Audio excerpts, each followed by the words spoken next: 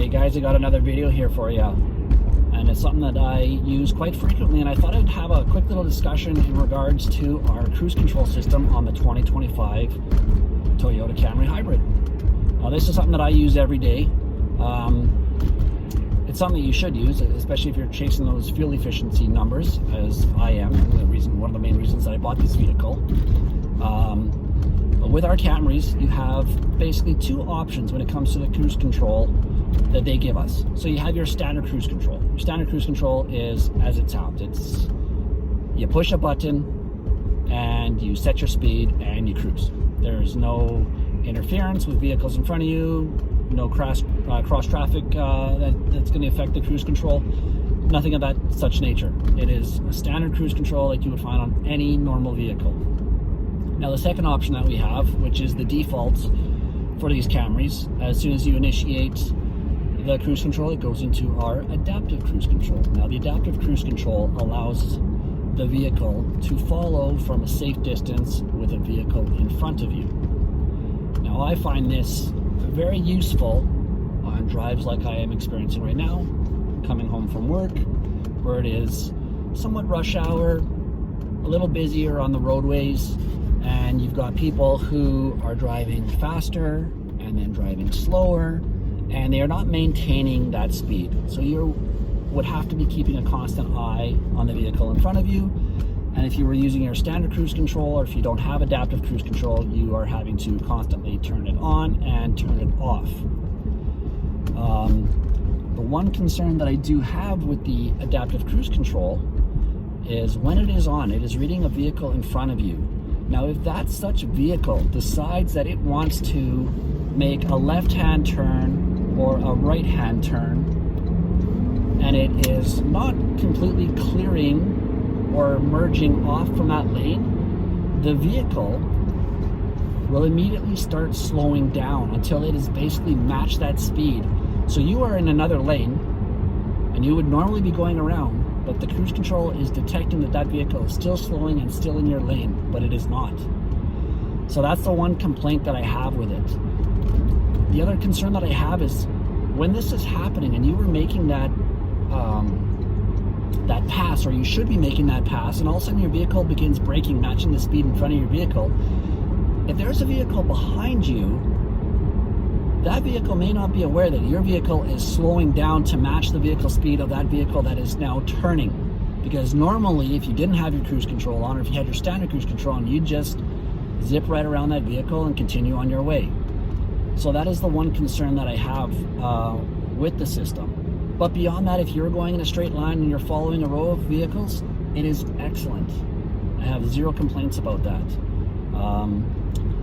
The other thing that I have noticed is during bad weather, say here in Canada up north, you get quite a bit of snow on some days. And when you have all that snow, it basically will plug up the sensors in the front, and you will get a message when you try to initiate the cruise control for adaptive cruise control, and it will not allow you because it cannot read safely the vehicle's distance in front of you.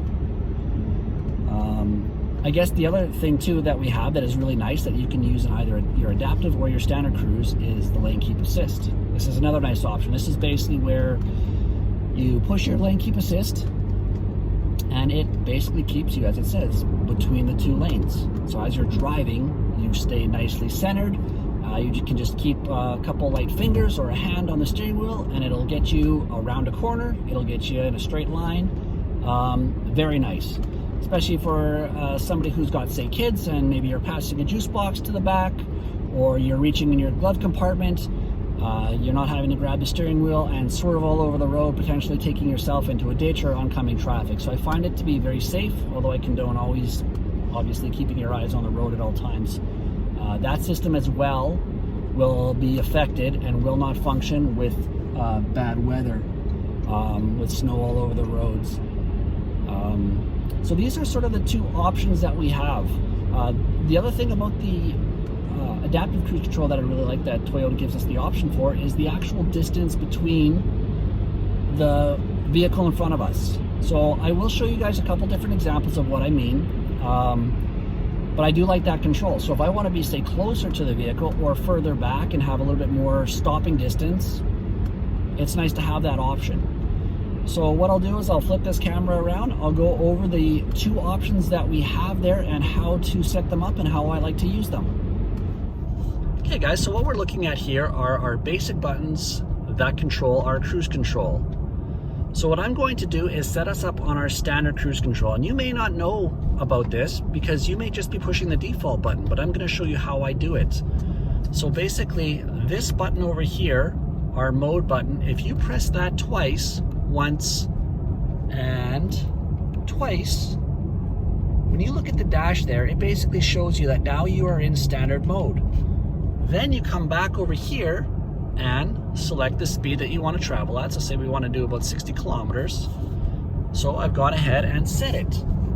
We are now in standard cruise control.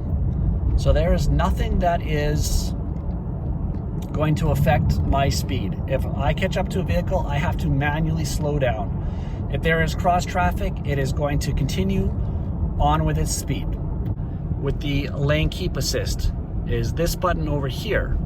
So by pressing the lane keep assist here, this button will keep us in between the line on the roads. But because as you can see, the roads that I'm driving on right now are snow covered and dusty, it does not keep me centered in between those lines. So that's something to be aware of if you're going to use that function.